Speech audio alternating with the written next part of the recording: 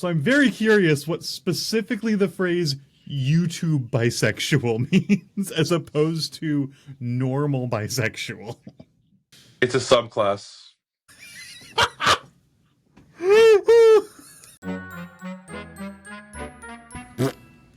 Hello, and welcome to our GM Hates.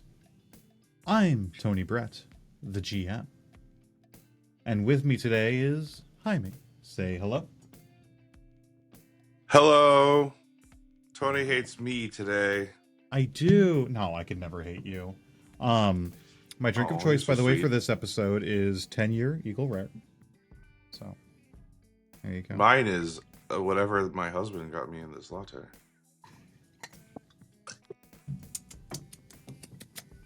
Ah, damn, that's good. So, today, we are going to be making a subclass for 5th edition Dungeons & Dragons from scratch. And when I say from scratch, I mean something special. You see, I'm a believer in an idea that I originally heard personally from Mark Rosewater. The idea that the more restrictions you put on someone when you're asking for them to create something, the more interesting, diverse, and fun of a result you get. So I figured instead of just saying, hey, let's create a subclass, any subclass will do, I decided to create some restrictions.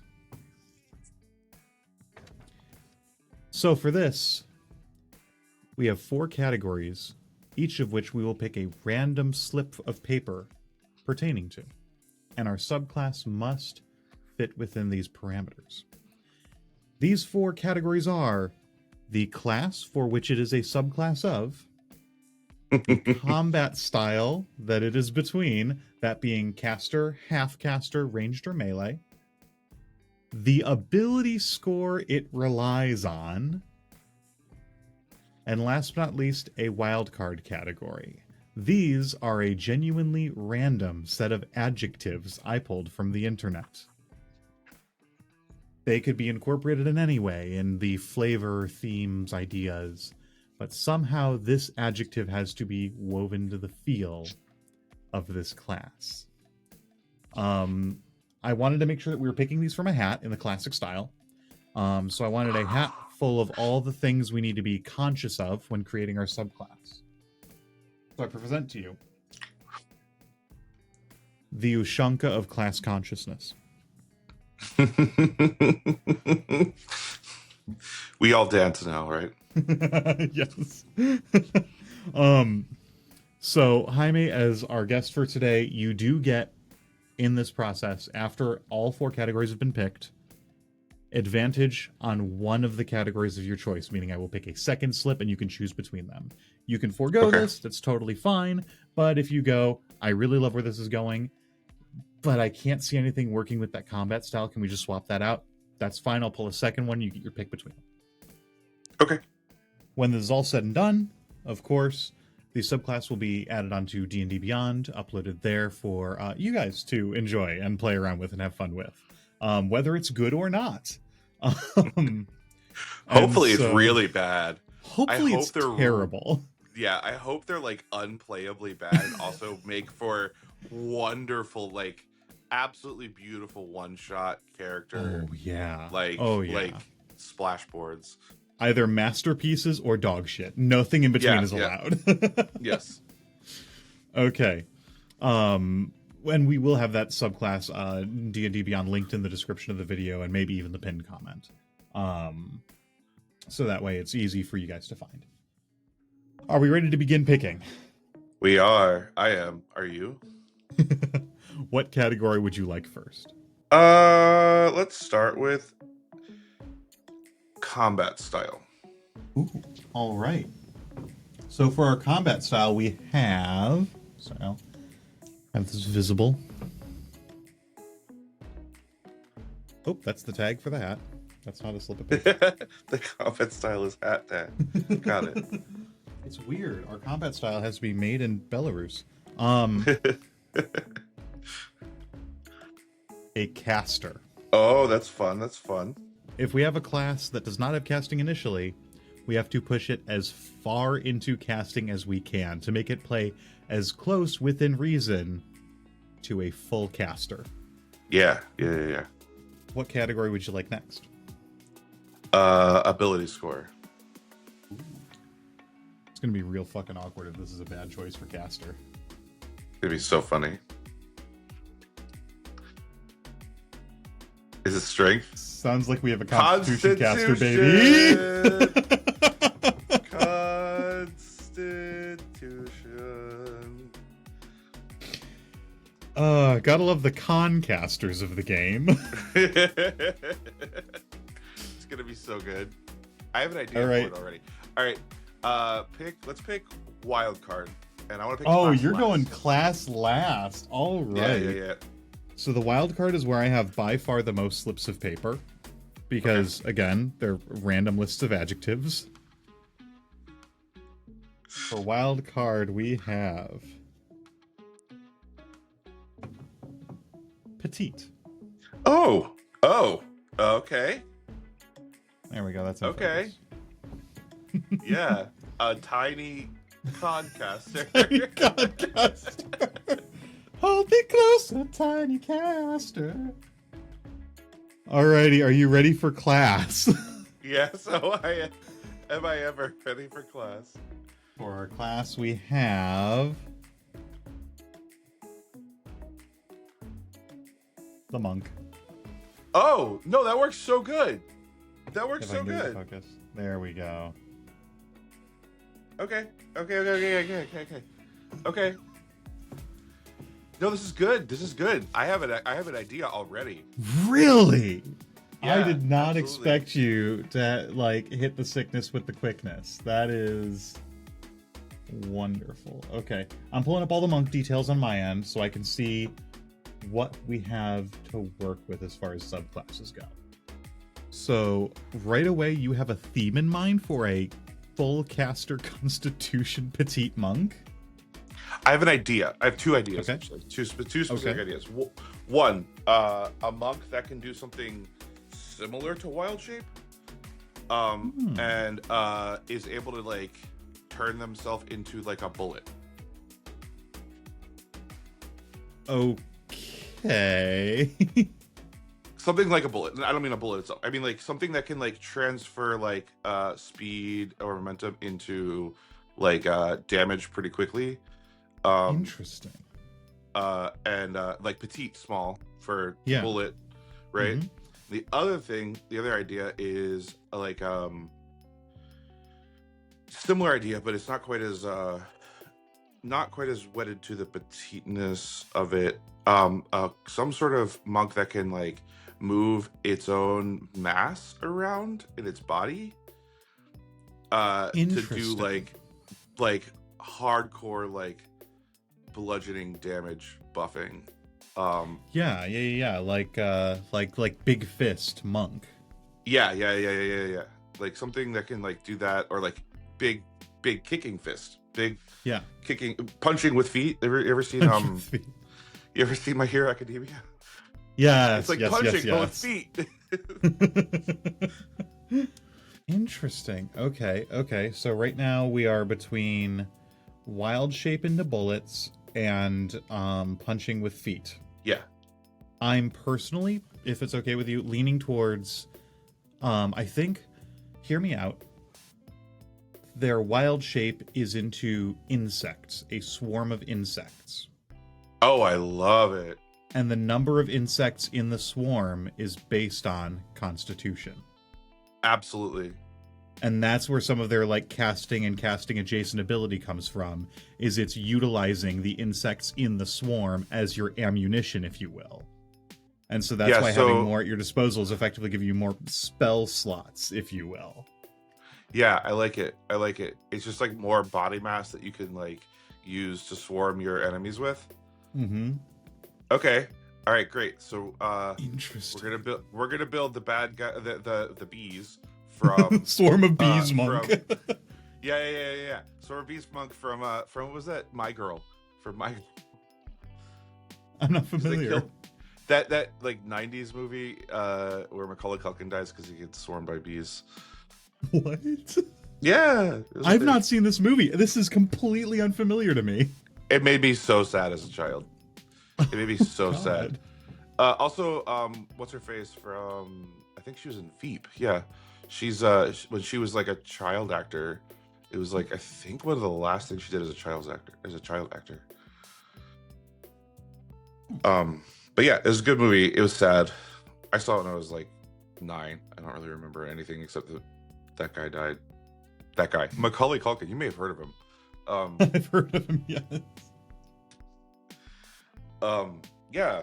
Okay. So let's do this. All right, I'm writing down Swarm of Bees monk. Yep. Con gives us our swarm size. And we cast, quote unquote, we'll see how close it is to like just using normal spells versus not. We're casting with our swarm ammunition, or swarm munition, if you will. Oh, yes. Oh man, this is neat. Okay. Oh, this is fun.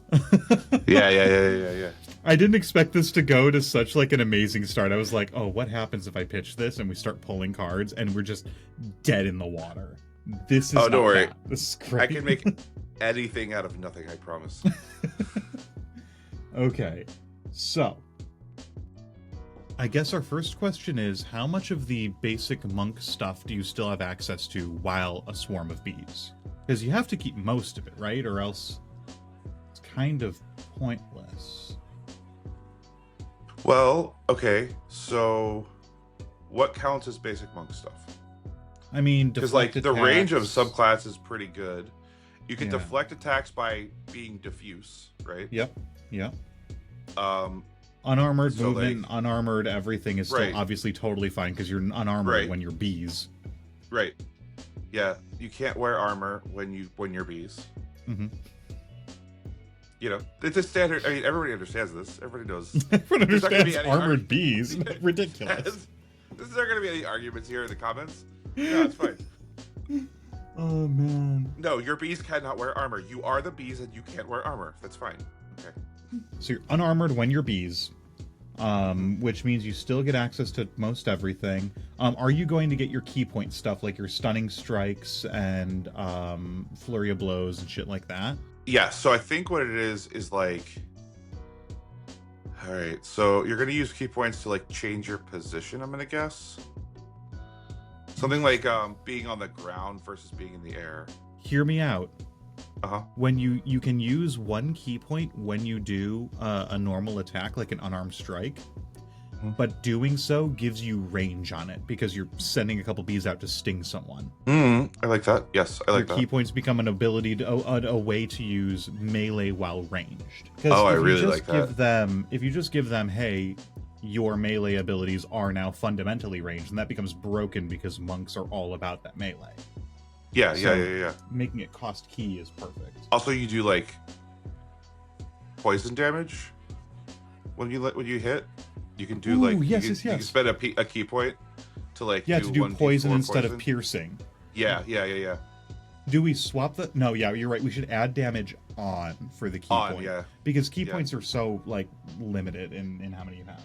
Yeah, although in the new monk, not so much. Wow. Yeah. Okay. Instead of like stunning strike, you could do like what do you call it? Like anaphylaxis. Anaphylaxis strike. But it has to be like 4. You have to have like landed 4 poison hits or something, or 3 or something. Ooh.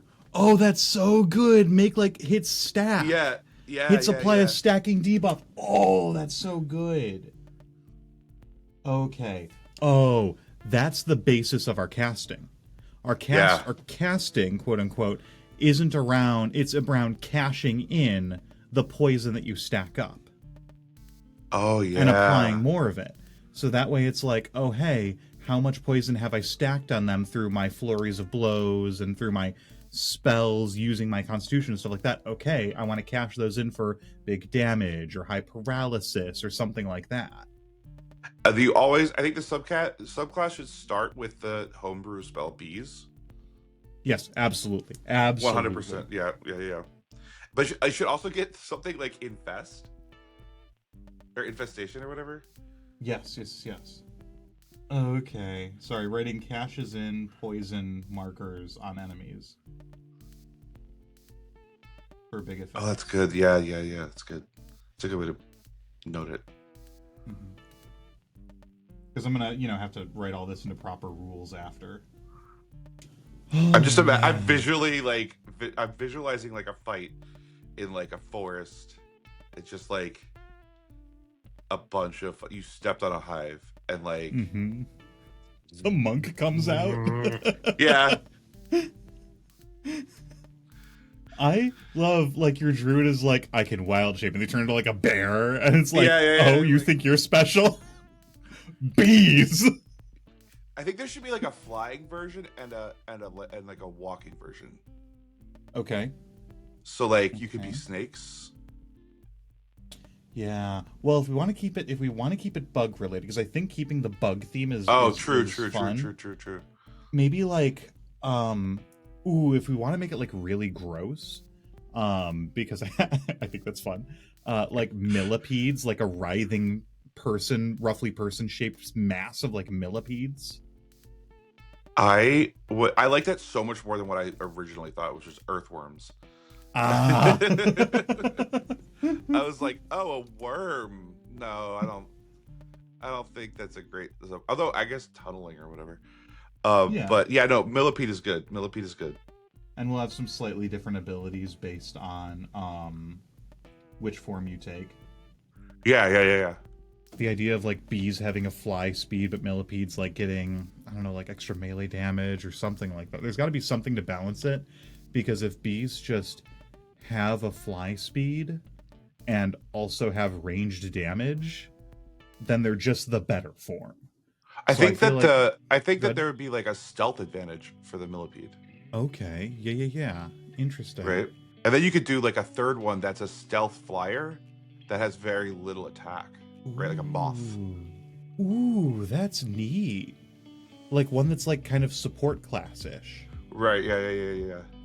Interesting. Okay, okay. Just use that rule of threes to like balance it like a triangle. I played video games before. I know how games work. Come on. Oh man.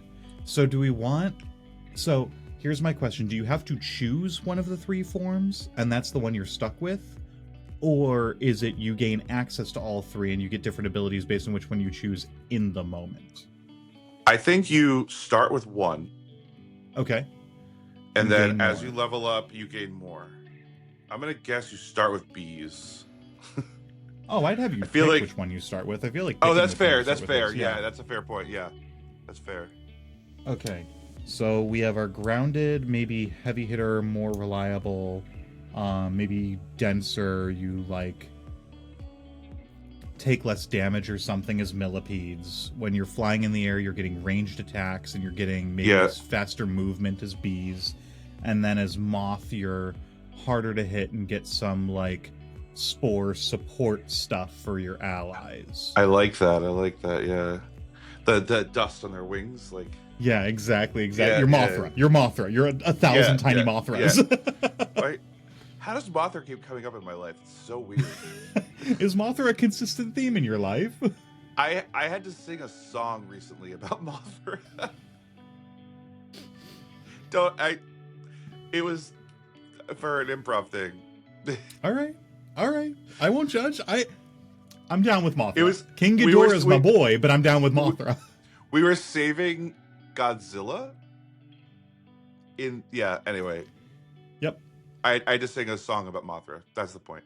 Point is, sometimes Mothra is just like a constant beat for a month in your life, and Good. That yeah, sounds like a good month. That sounds like the best month out of the year is, it's is the it's Mothra actually a month. pretty good month. Yeah, Mothra.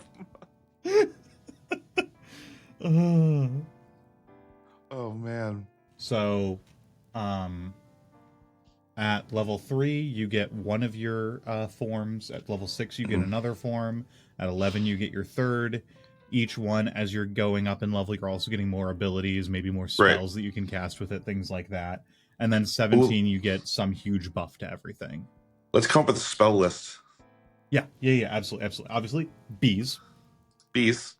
Exclamation point, question mark. I'm sorry. Interrobang. Interrobang. Is there an Bees? Interrobang on bees? Yes, there is. That's awesome. Great. So you definitely get infestation as a cantrip. Mm-hmm.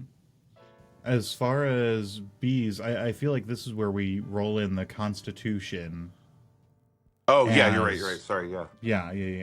Yeah, no, you're right. Is it just you can cast bees a number of times equal to your Constitution modifier? Or do we want to give more? I think we want to give more. I feel like that's going to be like your invoke duplicity sort of deal. Like where it's like, it's just part of your class. Like you just get bees and it's always available. Because bees is normally cantrip level, right? I believe it's cantrip. I believe, yeah. Because it's basically just a firebolt, effectively. Yeah. Cool. So cantrip level. Oh, this is good. There's also Yeah. angry bees. Summon forth a swarm of bees to harass one target. It's just a harass. Make a ranged spell attack. The creature takes 1d4 piercing damage and has disadvantage on attack rolls and concentration checks. Ooh. Oh, it's Vicious Mockery. Yeah, it's Vicious Mockery. It's Vicious Mockery, but bees. Yeah. Vicious Mocker Bee. Vicious Mocker Bee. Okay, search spell name bee. Here we go. It's bees, question mark, exclamation point. It is ridiculous the number of bees. The number of homebrew spells with bee. Yes. Power word bees? Okay, so for the listener who can't see what we're seeing, bees question mark exclamation point is a cantrip that is you extend your hand towards a creature you can see within range and project a small swarm of bees from your palm. The creature must succeed a Constitution saving throw or take 1d12 poison damage. You get more, basically more bolts of it, more streams of it at once as you go up through levels. It's good. It's really good. It is. And I think it's actually one of my favorite spells. You have it in our campaign. I do indeed. So we have bees for this class. We have infestation. I don't want to have too many homebrew spells in there. If there's something that's perfect, then yes, obviously. But I kind of like the idea of like a higher level class ability being able to like basically what is in this a power word bees spell is a class ability instead, where you can just cover somebody with yourself. Like you now control your sword so well. Yeah. Maybe that's part of your level 17. Yeah, I think that would be because you could hide real good that way. Okay, so for the power word bees that you have, I think I can find that. You speak a word of power that summons a primal swarm of bees upon your foe. If the target has fewer than 150 hit points, it is encased head to toe in a swarm of incensed bees. Otherwise, the spell has no effect, so it's just power word kill. Okay. While encased in bees, the target is blinded, deafened, and has its speed reduced by half. If it attempts to speak or cast a spell with a verbal component, it must make a Constitution saving throw. If it fails the saving throw, it cannot speak or cast the spell that round and begins to suffocate as bees crawl in its mouth. At the beginning of the target's turn, it takes 4d10 piercing and 2d10 fire damage as the bees sting and overheat them. A target suffering from bees can make a dexterity saving throw at the end of each of its turns. On a successful save, the bees are batted away and the spell ends. Okay. So how do we turn that into like a high level class ability? I mean, I think it's just if we're using Constitution to basically create a number of spell slots, it would just take a few of those. I have an idea. I also have an idea. I'm curious to hear yours first. Okay, so here's my first thought. What if it's a person that's full of bees that you reanimate? So, Or my idea millipedes was or moths or whatever. if you kill with power word bees or the equivalent feature, you can take over the body. There we go. And basically have a like second layer of wild shape on top, in which you are a monk turned into bugs piloting a corpse. I absolutely love this. That feels not... on theme and like on level power wise with the other level 17 shit. Yeah. What if you choose to do this to a small or smaller creature? Mm-hmm. You can increase the number of bodies you can pilot. Oh. So you have like 3 rats. Yep. Interesting. Yeah. So it can either be, let's say, level 17. You can pilot. Oh, how do we balance this that it works on large? Because I want it to be like, if it's a large creature, you're dealing with not having all of the advantages. If it's a medium creature, you get everything with it, and if it's a small creature, you get extra. Yeah.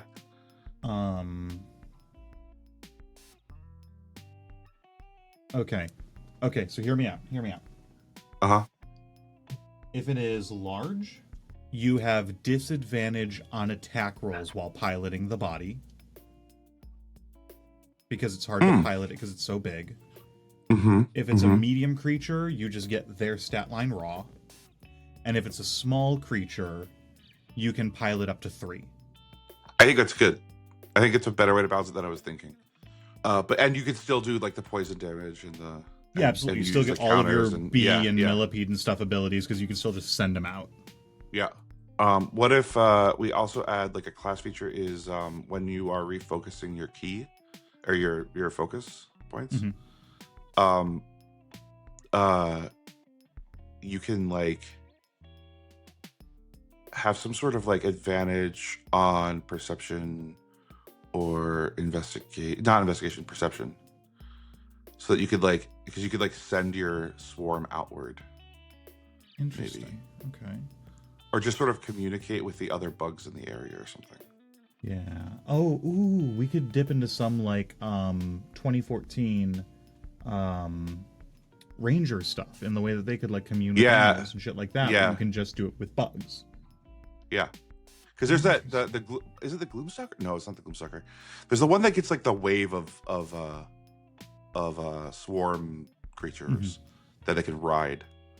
Maybe you cannot be surprised while resting? Oh, interesting. Yeah. Because the swarm can always have a little bit active. Yeah. Yeah. No, that's good. I like that. For like a 50-foot radius or something, you just have like awareness of the creatures that are like, around you. Bugs are everywhere, even if you can't see them. Exactly. Yeah. And if it's just while resting, it doesn't mean that your DM just can't surprise you with stuff anymore. They still can, but something can't jump you while you're sleeping, which is immediately like a really cool ability that no one else has. Yeah. It replaces the need to be like that with the aware feat or whatever. Alert feat. Yeah. But it doesn't completely usurp it. It's still worth taking alert. So that's good. I love that. Okay. So I think the buff while resting can come at level 3.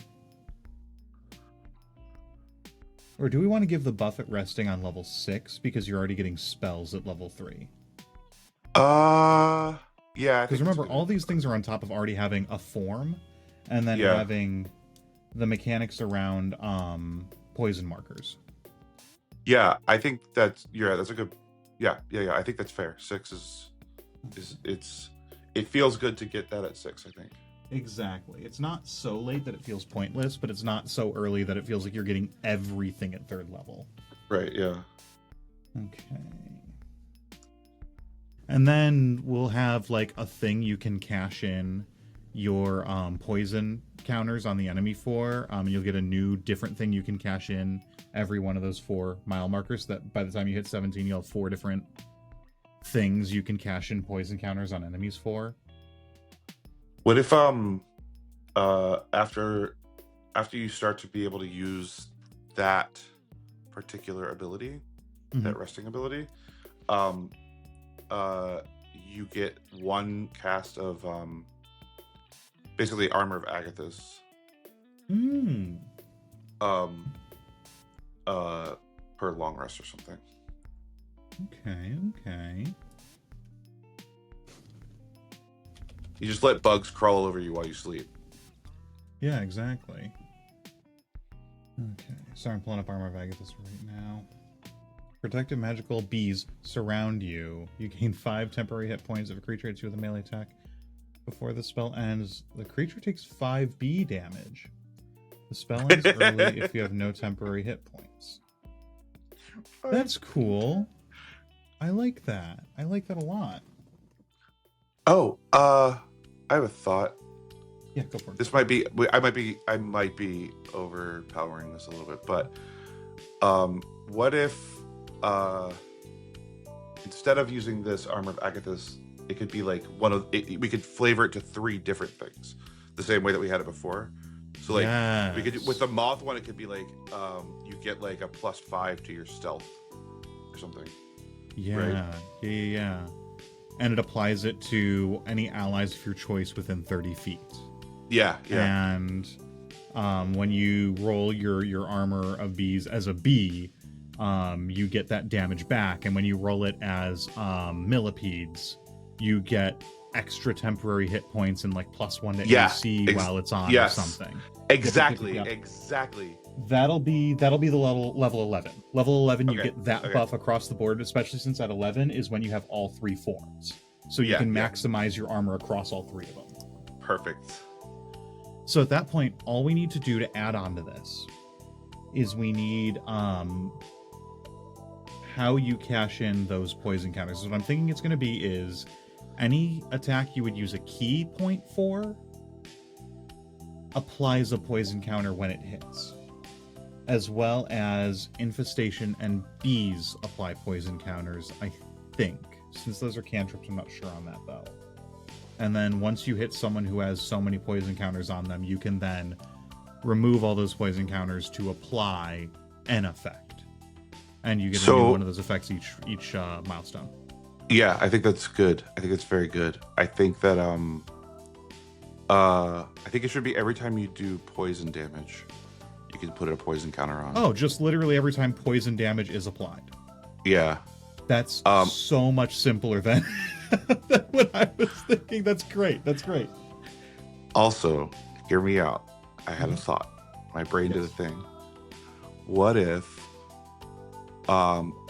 like one of your like counter abilities, one of the relatively low level ones, but not necessarily the lowest level one. What if one of them was to like basically, so this is what here's how I'm grounding this. You can just become allergic to bees, right? Yeah. Like it just happens sometimes that like you're not allergic and then suddenly you are. What if you can cash in, one of the things you can cash in your poison token or poison counters for is that if the creature is immune to poison damage, they lose their immunity. Ooh. Or their resistance. Like so, like you could take it like from immune to resistant to normal to susceptible. Weak. You're susceptible. Yeah. That's good, because that was my only concern is like I don't like things that are like, oh, if it's immune to fire damage, it's no longer immune to fire damage. Because like, okay, so what you're saying is against the majority of the monster manual, this is useless. But if it keeps taking them down a tier, that's great. That's great.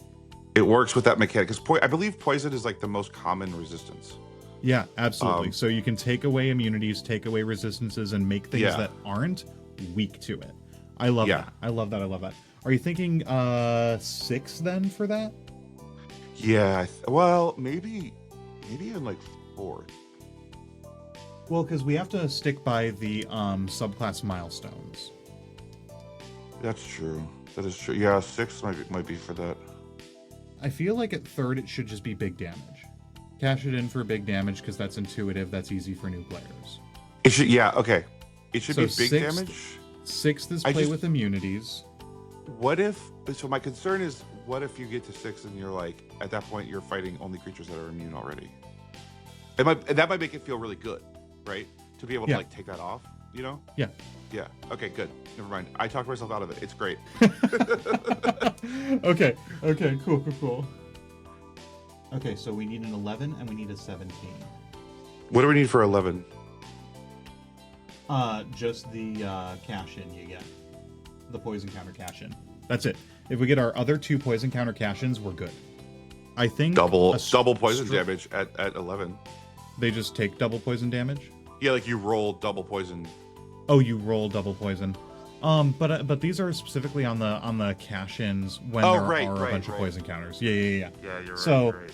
we don't need. We could do a really significant paralysis.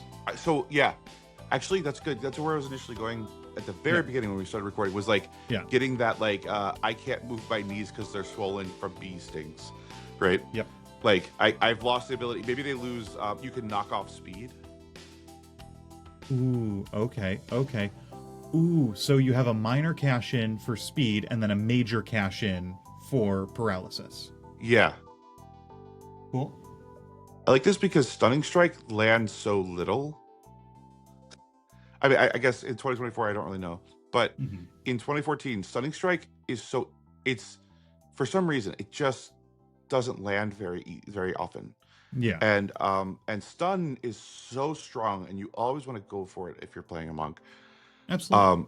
That, like, I like being able to, like, take that and make it into smaller bits and make it something that you could play with along the way.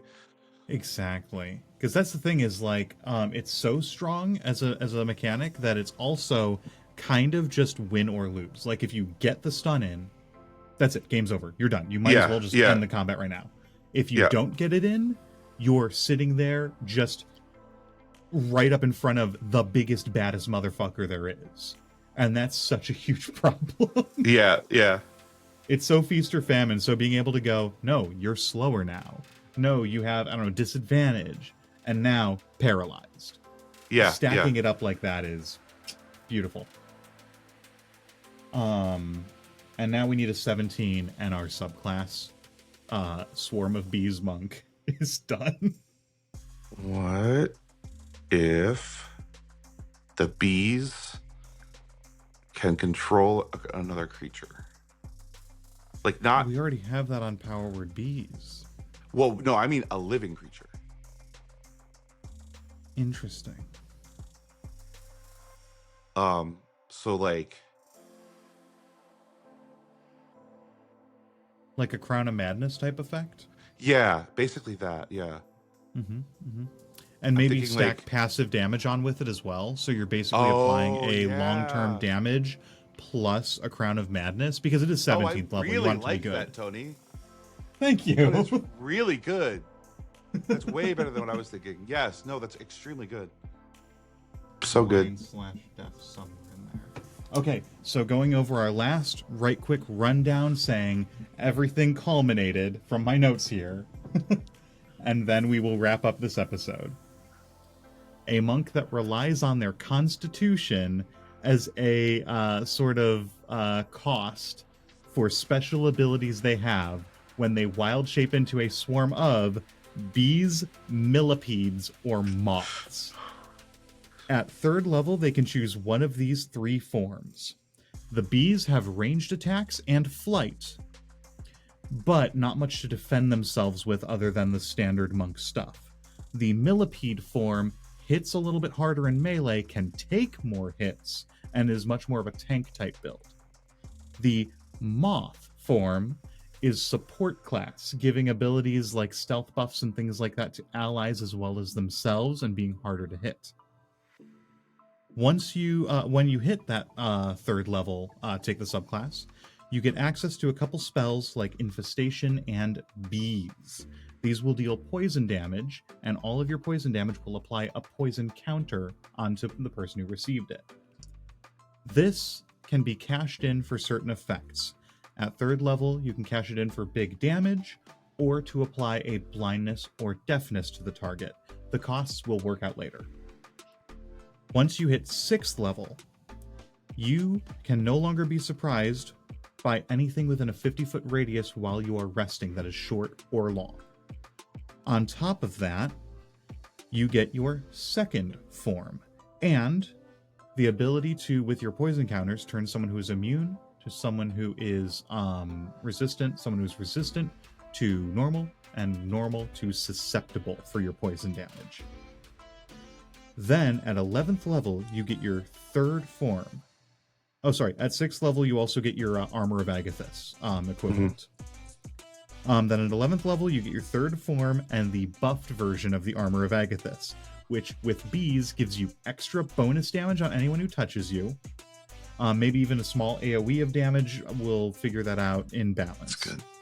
As millipedes, you get extra armor class and extra temporary hit points. And as a moth, you get a stealth and maybe even healing or something AoE for your allies around you. And you also get the ability to debuff your enemy's speed with poison counters, and then even apply a paralysis as a 2nd tier of that. And finally, at 17th level, you get the ability to basically apply a damage passive plus Crown of Madness with your poison counters, and get your power word bees, where you can consume your target, deal damage to them every turn, stop them from casting spells and things like that, and with a successful kill, take over their body. If they are a large creature, you have disadvantage on your attacks and ability checks with that large creature's body. If they're a medium-sized creature, you get their stat block and all of their abilities, aside from spells, I think. We'll work that out. Yeah. By just as is.